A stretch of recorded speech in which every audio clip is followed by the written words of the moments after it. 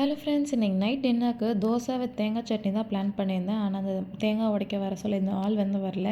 வேறு யாரும் இல்லை, என் ஹஸ்பண்ட் தான். எல்லாம் பண்ண தெரிஞ்ச எனக்கு இந்த தேங்காய் உடைக்கிற கலை மட்டும் தெரியாமல் போயிடுச்சு. சீக்கிரமாக எங்கேயாச்சும் போய் கற்றுக்கணும். இல்லைனா இப்படி தான் ஏதாச்சும் டூப் சட்னி அரைச்சி ஊரை ஏமாற்றணும். ரோட் சைட் தள்ளு வண்டி கடையில் கிடைக்கிற ஒரு ஃபேமஸான சட்னி. ஏன்னா மதுரையில் எப்போ வந்தாலும் சாப்பாடு கிடைக்கும்.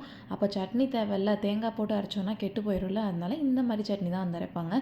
20 சின்ன வெங்காயம், 2 பல் பூண்டு, 1/2 கப் வேர்க்கடலை, கொஞ்சோண்டு புளி, உப்பு, 2 மிளகா சேர்த்து நல்லா அரைச்சிக்கலாம்.